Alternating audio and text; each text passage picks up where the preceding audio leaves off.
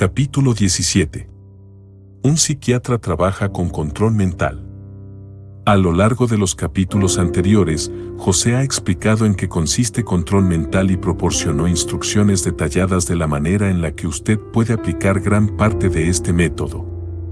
Usted habrá visto que en control mental intervienen niveles de conciencia muy profundos, y es posible que se pregunte, como otros lo han hecho, si correrá algún peligro al explorar, quizá por vez primera, las poderosas profundidades de su propia mente. José, y aquellos que trabajan cerca de él en la dirección de la organización de control mental, dicen que las experiencias tenidas hasta el momento demuestran que los beneficios del entrenamiento no se contrarrestan en lo más mínimo por ningún efecto adverso. Para expresarlo de otra manera, ninguna de las personas que ha tomado el curso ha empeorado a causa de él, hasta donde José y sus colegas están enterados. Uno de los graduados de control mental, miembro de la profesión médica, ha sometido la seguridad de control mental a una prueba por demás severa.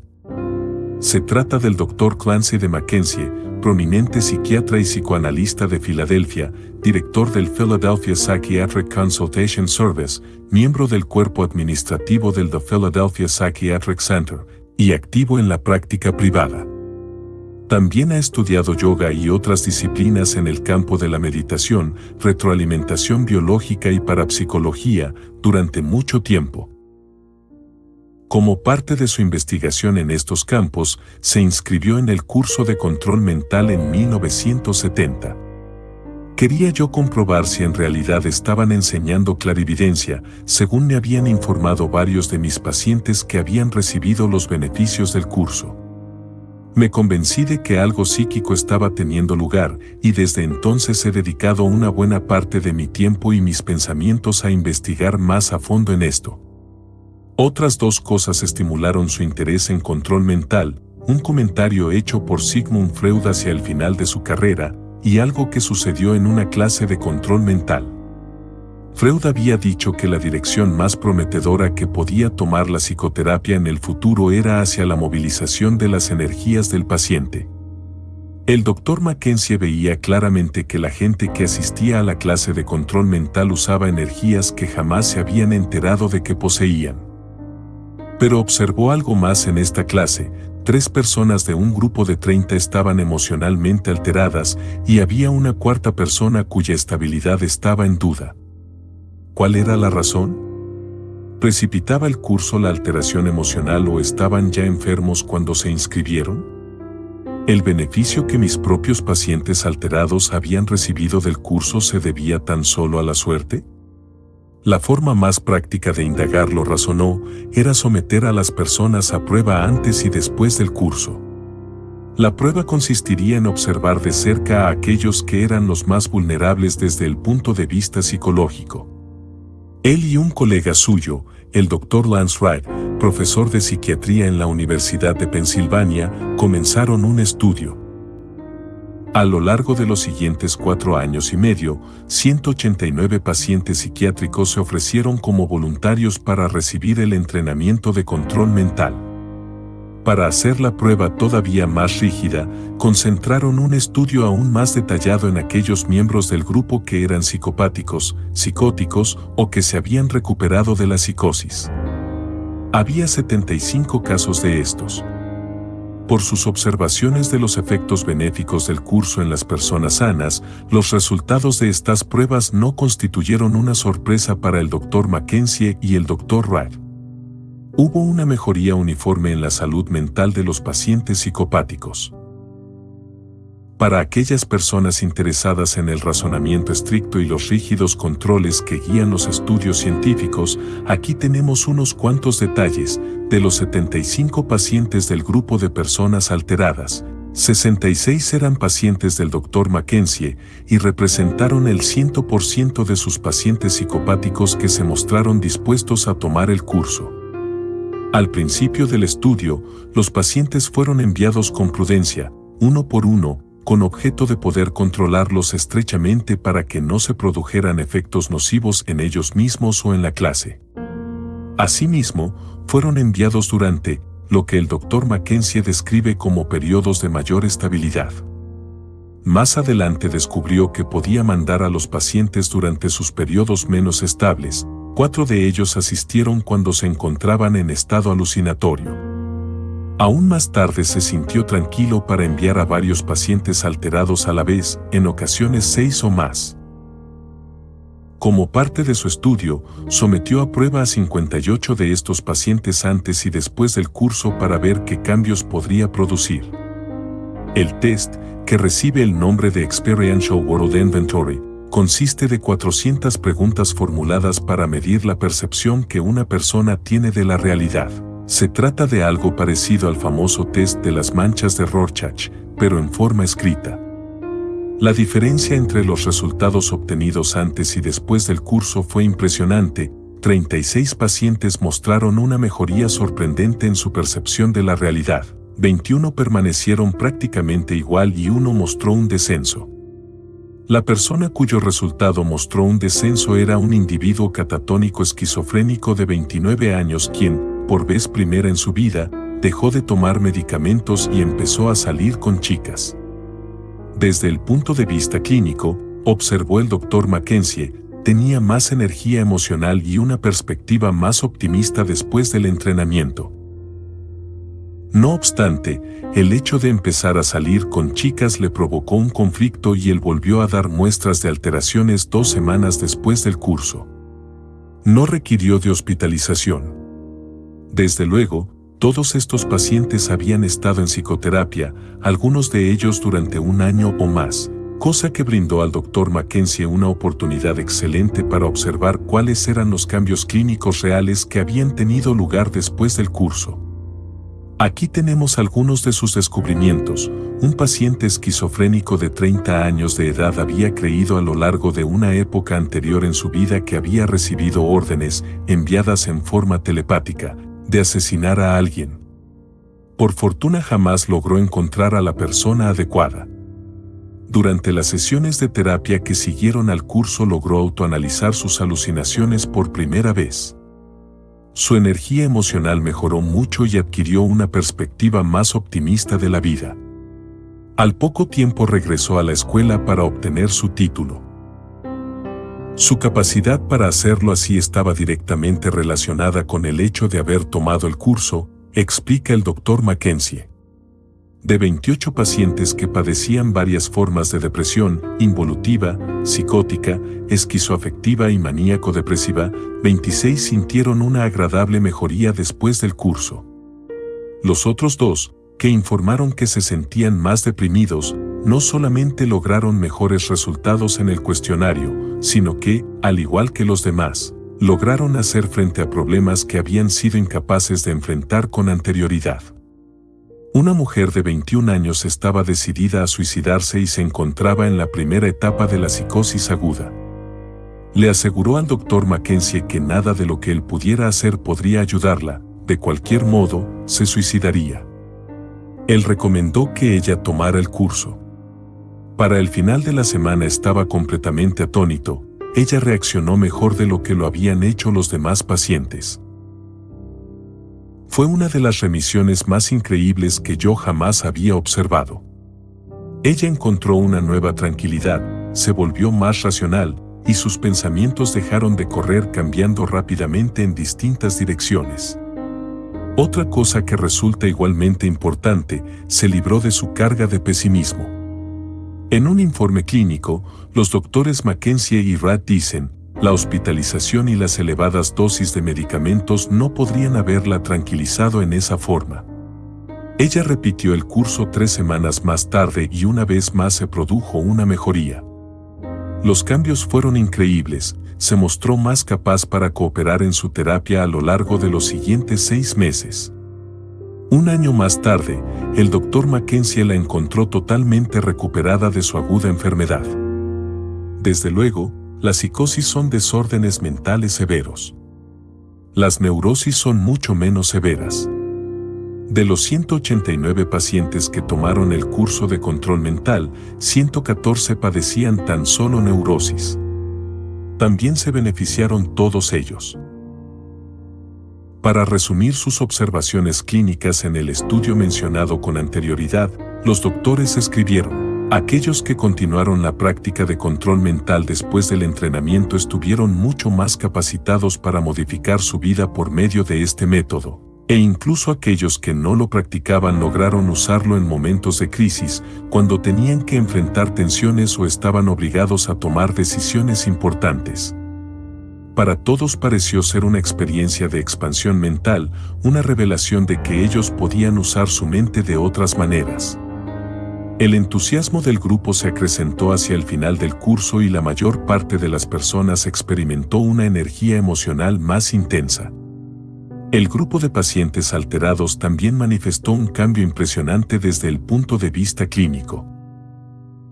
Únicamente la persona mencionada, el individuo de 29 años que empezó a salir con chicas, se mostró más alterado, y los demás por lo menos derivaron algún beneficio del entrenamiento.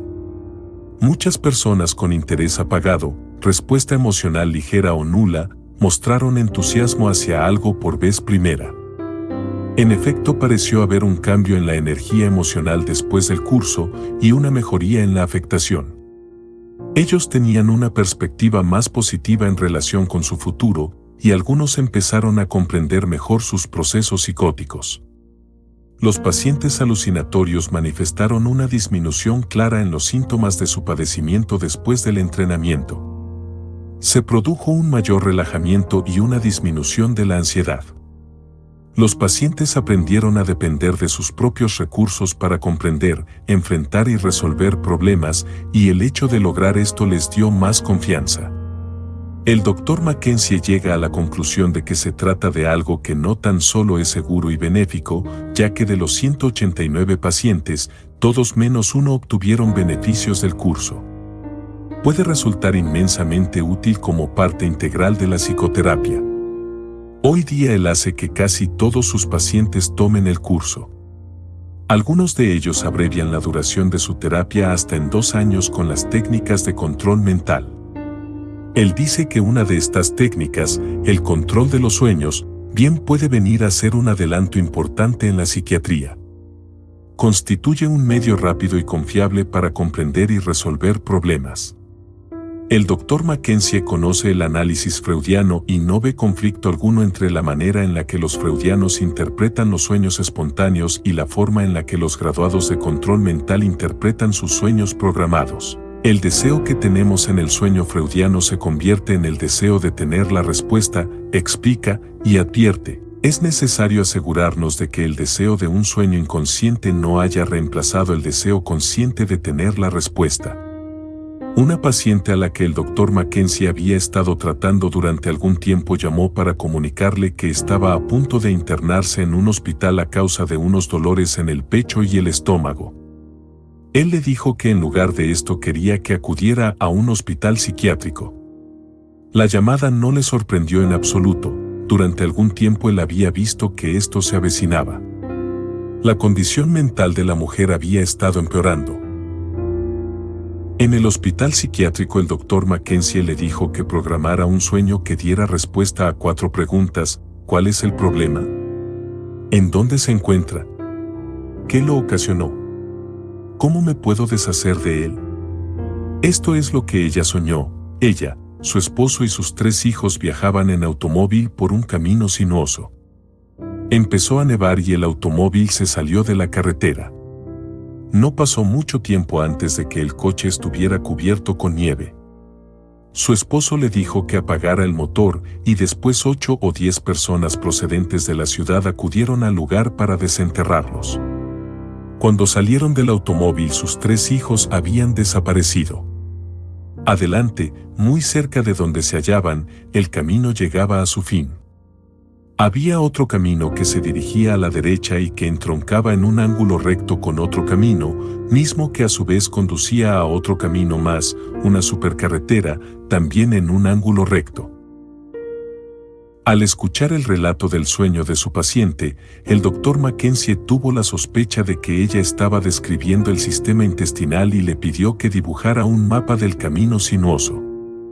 Ella lo hizo y, en efecto, el camino seguía con toda precisión el curso del sistema intestinal del ser humano, con exactitud absoluta en sus proporciones.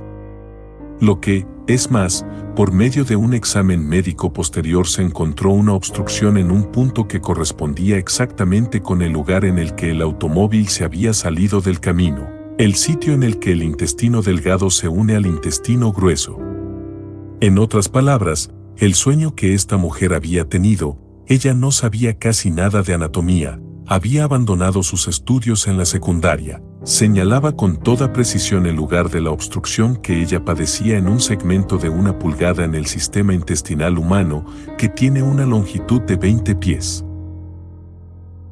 Aún más, de acuerdo con el simbolismo de su sueño, la nieve era un producto lácteo que había provocado el padecimiento intestinal y de algún modo había activado la formación de la obstrucción. El consejo que su esposo le dio para que apagara el motor era, también en forma simbólica, el mejor consejo que ella podía recibir, significaba suspende el suministro del combustible al cuerpo, deja de comer.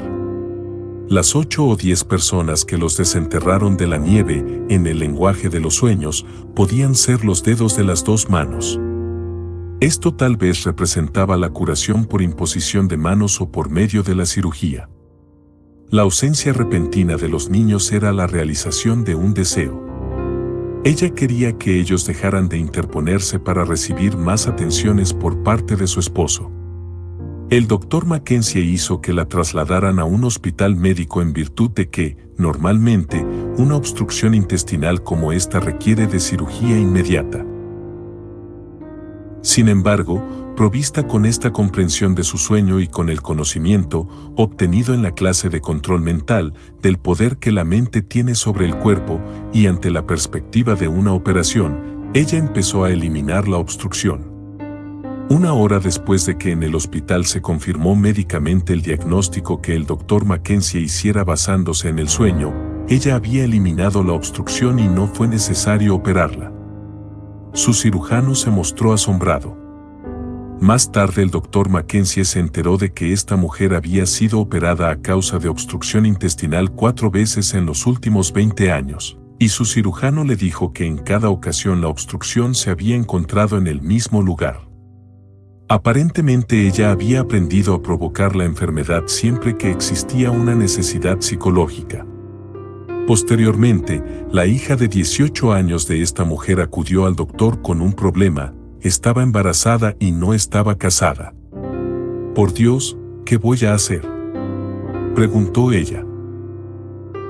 Una vez más, él recomendó el control de los sueños para encontrar la respuesta. En su sueño apareció un hombre. Él le dijo, «Te aconsejo que tengas al bebé, que esperes 3 años, te cases con el hombre y te vayas a vivir a otro estado». «Yo no hubiera podido darle un consejo mejor», dijo el doctor Mackenzie.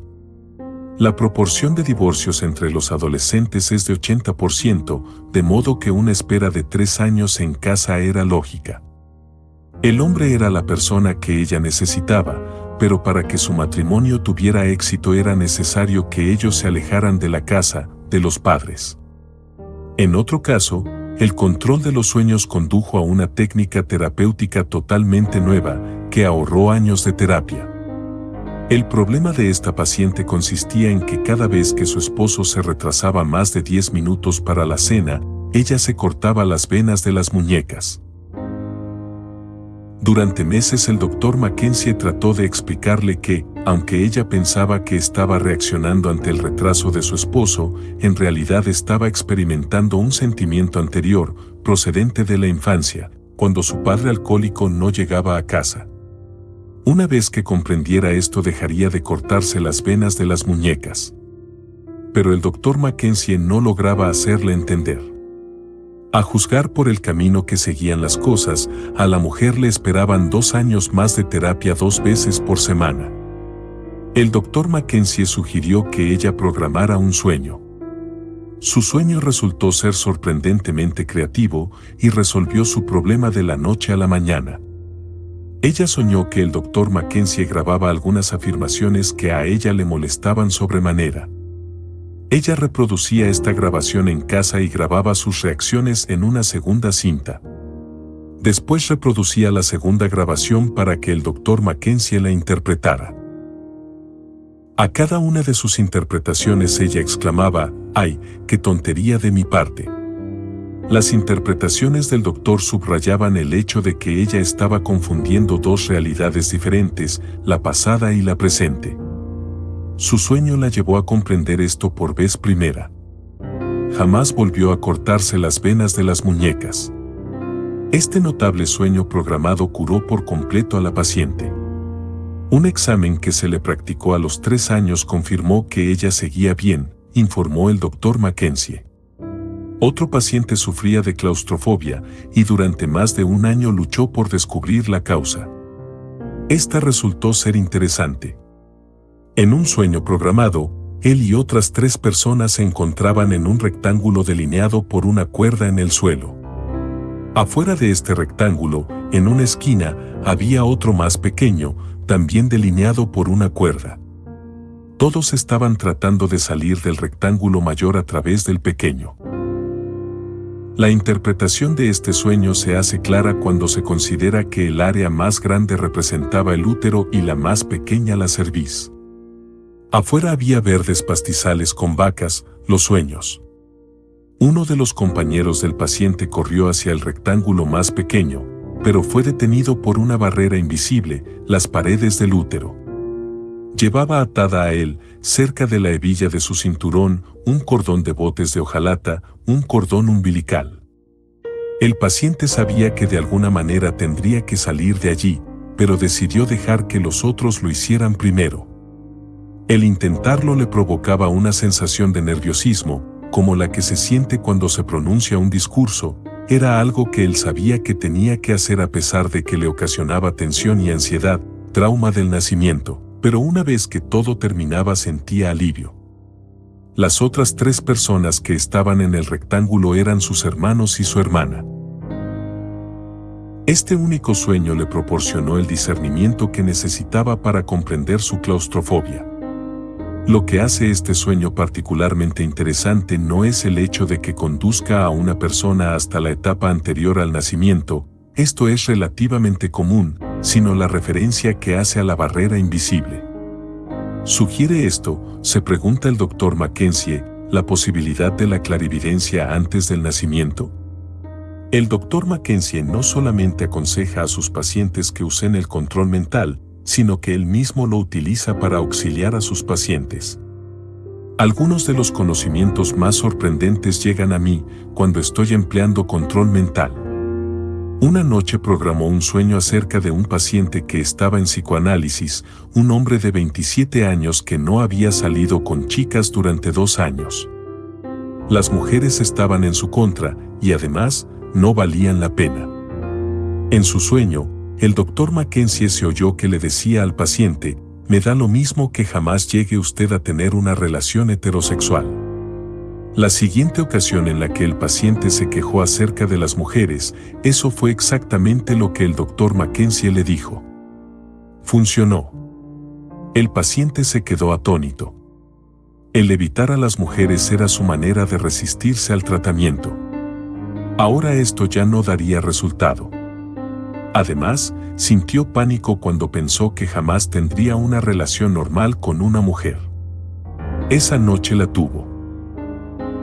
El doctor Mackenzie, que se ha convertido en consejero de control mental Silva, continúa su búsqueda en pos de nuevas maneras de usar control mental para mejorar y acelerar el tratamiento psiquiátrico. Al mismo tiempo está buscando formas de utilizar control mental en áreas mucho más extensas de la práctica médica, en el diagnóstico de las enfermedades. El primer paso en esta búsqueda consiste en encontrar medios para medir la confiabilidad de la técnica que control mental tiene para el estudio de casos de rehabilitación. Después de 3 años de investigación, tiene la creencia de que se está acercando a lo que él llama un proyecto de investigación absoluta, mismo que elimina todas las variables y mide tan solo lo que se trata de medir. Su propósito consiste en encontrar maneras de aplicar las técnicas de rehabilitación a la medicina. En ocasiones el diagnóstico médico implica la práctica de cirugía exploratoria o el uso de drogas que pueden ocasionar molestias o peligro para el paciente, y ninguna técnica de diagnóstico es certera todo el tiempo. El diagnóstico psíquico no representaría riesgo alguno para el paciente siempre y cuando se logre demostrar su confiabilidad. Esto es lo que el Dr. Mackenzie está investigando. La primera vez que puso en práctica su nuevo proyecto de investigación fue con un grupo de 30 graduados de control mental. La precisión de los resultados fue mayor de la que produciría la casualidad, por 200-1. Él se sintió alentado, pero quería perfeccionar sus métodos todavía más y tomar medidas para que los resultados se procesaran en una computadora. Él verificó sus planes con el Departamento de Estadística de la Universidad de Pensilvania y allí estuvieron de acuerdo en que en realidad había eliminado los factores variables que entorpecen las investigaciones psíquicas y que sus mediciones serían precisas.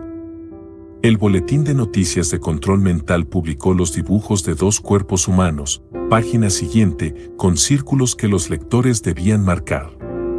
Al igual que en los casos de rehabilitación, se les proporcionaron los nombres, edades, sexos y paraderos de 2 personas que estaban enfermas. Lo que no se les dijo, y lo que el mismo Dr. Mackenzie ignoraba, era la naturaleza de los padecimientos. El médico de Florida que le proporcionó los casos no revelaría esto hasta después de que se recibieran los resultados. El estudiar 2 casos en lugar de uno resulta esencial para la medicina. En ocasiones el diagnóstico médico implica la práctica de este nuevo proyecto de investigación. Esto permite que el Dr. Mackenzie elimine todas las conjeturas.